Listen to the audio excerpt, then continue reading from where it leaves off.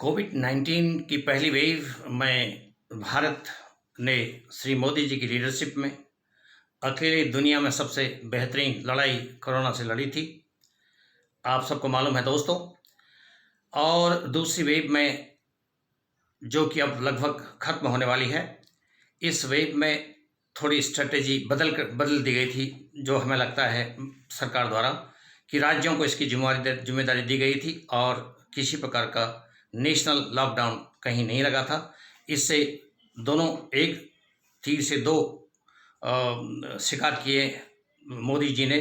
एक तो देश की अर्थव्यवस्था को मेंटेन रखा और दूसरा लड़ाई भी कोविड-19 की दूसरी वेव के साथ अच्छी तरह लड़ी। देखिए, आज की तारीख में दो प्रकार की ताकतें काम कर रही हैं देश में। एक वो जो मानव कल्याण में लिप्त है, दूसरी वो जो बाधा डालने में लिप्त है। उसी प्रकार से दो प्रकार की प्रवृत्तियां भी देख रहे हैं हम इन्वायरमेंट में। हमें जो इन्वायरमेंट में बाहर से दिख रहा है वो हम बता रहे हैं आपको कि एक प्रवृत्ति के लोग वो हैं जो सामग्री जुटाने में लगे हुए हैं और दूसरी प्रवृत्ति के लोग कालाबाजारी में जुड़े हुए हैं। और उसी प्रकार से हर विभाग में, लगभग हर विभाग में, स्वास्थ्य विभाग को छोड़कर 2/3 लोग ऐसे हैं जो बहुत दिल लगाकर काम कर रहे हैं, 1/3 लोग ऐसे हैं जो टांग खींचने में लगे हुए हैं। तो ये सभी जगह होता है, ये कोई नई बात नहीं है। चलिए आइए ये इस भूमिका के साथ मैं आपको थोड़ी सी और आगे की स्ट्रैटेजी बता दें। जो स्ट्रैटेजी हमें नज़र आ रही है बाहर से वो यह है आज की तारीख में देश की, कि सबसे पहले तो लोगों में प्रतिरोधक क्षमता को बढ़ाना, और वो उसमें एक रामबाण की तरह काम कर रहा है। देखिए, डाइट का संतुलित होना, उसके बारे में ज्ञान देना, जड़ी बूटियों का इस्तेमाल, योग, व्यायाम, और कोरोना की पहली गोली चलते ही लोग उस पर अटैक करें, इसका ज्ञान, इसकी जो ट्रेनिंग दे दी गई है, मेरे ख्याल से ये बहुत कारगर होने वाली है। तो प्रतिरोधक क्षमता लोगों में बढ़े, यह पहली स्ट्रेटेजी है। दूसरी स्ट्रेटेजी ये है कि जो लोग ठीक हो गए हैं उनको थोड़ा देर से टीकाकरण किया जाए, क्योंकि उनकी जो प्रतिरोधक क्षमता है वो बीमारी की वजह से बढ़ गई है। ये दूसरी स्ट्रेटेजी होनी चाहिए, मेरे ख्याल से यही स्ट्रेटेजी सरकार की है भी। तीसरी, टीकाकरण की प्रक्रिया को आगे बढ़ाने वाली है और जो बहुत बेहतरीन तरीके से चल रही है। चौथा, सरकार इसके बारे में डेली अगर प्रसारण करे तो शायद डेली प्रसारण कोई एक व्यक्ति सरकार की तरफ से अगर करे, जैसे संबित पात्रा जी कभी कभी करते हैं, तो उस प्रकार से अगर कोई एक व्यक्ति देश को समझाए सरकार की तरफ से, तो शायद जितनी भी ये व्हाट्सएप यूनिवर्सिटी हैं जो कन्फ्यूजन करती हैं, ये शायद बंद हो जाएंगी। ये इसकी अगली स्ट्रेटेजी होनी चाहिए। और लास्ट स्ट्रेटेजी ये होनी चाहिए, जो काला बाजारी करने वाले हैं लोग, उनको तो पकड़ा ही जाना चाहिए। ये शायद जनता इस बात को समझ रही है। देखिए, अब आप बात करते हैं कि अस्पतालों के लोड को कैसे कम किया जाए। मैं एक हेल्थ केयर डिपार्टमेंट का होने वाले व्यक्ति होने के नाते सबसे पहले तो मैं ये सुझाव दूंगा कि देखिए, आज की तारीख में स्वास्थ्य विभाग में CGHS और ECHS कोई अधिक काम नहीं कर रहे हैं। इसको कहने में मुझे कोई हिचक नहीं है। तो इनको असल में काम पर लगाना चाहिए और वैक्सीनेशन की जिम्मेदारी इनको देनी चाहिए। ये क्योंकि वैक्सीनेशन भी अस्पतालें लगाएं, फिर टेस्ट भी अस्पतालें करें, फिर इलाज भी अस्पताल ही करें, तो ये थोड़ा सा अस्पतालों के ऊपर लोड ज़्यादा हो जाता है। उस लोड को कम करने के लिए पहली स्ट्रेटेजी ये होनी चाहिए कि CGHS और ECHS को वैक्सीनेशन का काम सौंपना चाहिए। हो सकता है इसमें कोई लिमिटेशन हो, मैं ये नहीं कह सकता, ये मेरा सुझाव है। दूसरी, पहले 7 दिन से 9 दिन इलाज में देरी नहीं होनी चाहिए। इसमें डेक्सामेथासोन को छोड़कर बाकी सारे इलाज शुरू कर देना चाहिए। डेक्सामेथासोन जो है वो करीब 7वें या 9वें दिन के बाद ही स्टार्ट करना चाहिए।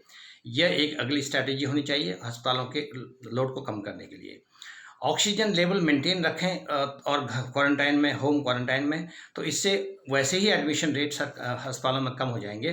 तो अभी वैसे भी अस्पतालों में एडमिशन रेट काफ़ी कम हो गए हैं। तो ये अस्पतालों का लोड इस प्रकार से हम कम कर सकते हैं। बाकी मैन पावर का इस्तेमाल तो हो ही रहा है। देखिए, प्रगति कितनी हुई इसके बारे में थोड़ा जानना बहुत ज़रूरी है।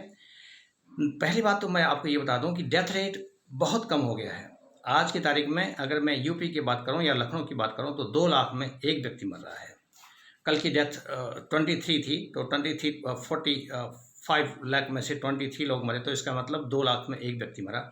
तो उसी प्रकार से यूपी की भी पूरी डेथ रेट लगभग 1 लाख में एक व्यक्ति की आज की तारीख में चल रही है, और ये लोएस्ट है दुनिया में।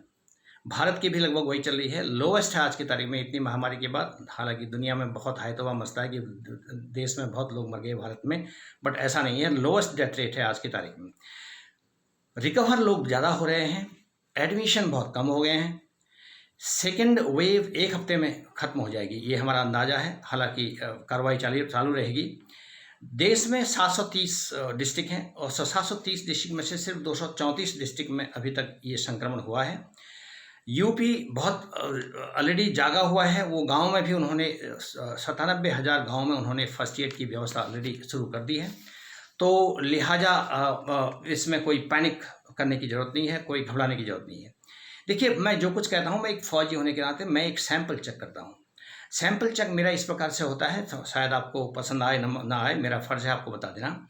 मैं 1000 लोगों का जो मेरे कॉन्टैक्ट में उनकी व्यवस्था देखता हूँ। 1000 में एक परिवार में लगभग 5 लोग हैं, तो 5000 लोगों की देखभाल मैं करता हूँ बाहर से मतलब अस्पताल के अंदर न रहकर, उनको सुझाव देकर। देखिए, 5000 लोगों में से अभी तक 5 लोग मरे हैं, 30 लोग भर्ती हुए हैं, और 200 के लगभग लोग बीमार हुए थे। तो ये आज की तारीख में कोई भर्ती नहीं है और कोई बीमार भी नहीं है। तो ये है मेरा सैंपल चेक। दूसरा, देश में कैसे काम कर रहा है उसका मेरा एक दूसरा सैंपल चेक ये होता है कि पिछले 6 साल से कोई बॉम्ब ब्लास्ट नहीं हुआ। ये इसका मतलब ये एक सैंपल चेक है कि देश की सुरक्षा बहुत और बहुत मजबूत है। दूसरी, एक राज्य में वोटर्स पर अत्याचार हो रहे हैं, ये प्रजातंत्र के लिए बहुत बड़ा खतरा है, ये मैं पहले भी आपको बता चुका हूँ। तीसरा मेरा सैंपल चेक ये है कि राज्य शासन अगर मुफ्त में बांटे तो ठीक है, लेकिन मुसीबत पर अगर रोने लगे तो वो शासन नहीं कहलाता। ये मेरी तीसरी सैंपल चेक है। तो इस सैंपल चेक के साथ ये पता लगता है कि अब अंदेशा क्या है, वो अंदेशा मैं आपको बता देता हूँ। पहला अंदेशा ये है कि 7 दिन के अंदर दूसरी वेव भारत में ख़त्म होने वाली है। इसका थोड़ा बहुत इफेक्ट रहेगा, वो अलग बात है। तीसरी लहर बहुत कमज़ोर होने वाली है। सिर्फ दूसरी लहर थी जो बहुत खतरनाक थी, और भारत इसको बहुत अच्छी तरह से जीत चुका है, लगभग जीत चुका है। नुकसान बहुत कम और डेथ रेट भी बहुत कम हुआ है। नमस्ते, मास्क और 2 गज की दूरी तो चलती रहेगी, ये मैं आपको बता दूं। तो अंदेशा अभी तक ये है कि 7 दिन के अंदर ये सेकेंड वेव पर हम जीत हासिल करने वाले हैं।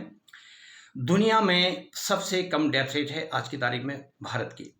भारत में कम रेट, दुनिया में भारत में कम रेट, और भारत में यूपी में कम रेट है डेथ का। इस बात को बहुत क्लियर तरीके से लोगों को पता लग जाना चाहिए।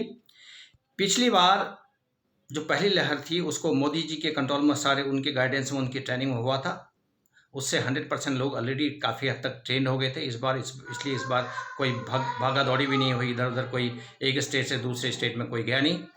दूसरी लहर में राज्यों को ये जिम्मेदारी दी गई थी। अब कौन से राज्य की परफॉर्मेंस कैसी रही वो आप जानें, लेकिन केंद्र सरकार की तरफ से इसमें पूरा सपोर्ट रहा। दुनिया के 40 से अधिक देशों से इसमें सामग्री आई, और मैं ये कहता हूँ एक फ़ौजी होने के नाते कि शायद इस लड़ाई को हमने बहुत अच्छी तरह से लड़ा है।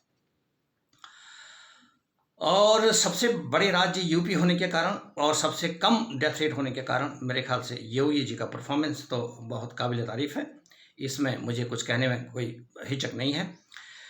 भारत की जीत निश्चित है। दुनिया में अभी सबसे कम डेथ रेट इंडिया में होने के नाते 1 लाख में लगभग 1 से 2 लोगों की मृत्यु जो हुई है, बहुत ही सराहनीय कार्य है हमारे देश की टीम वर्क का।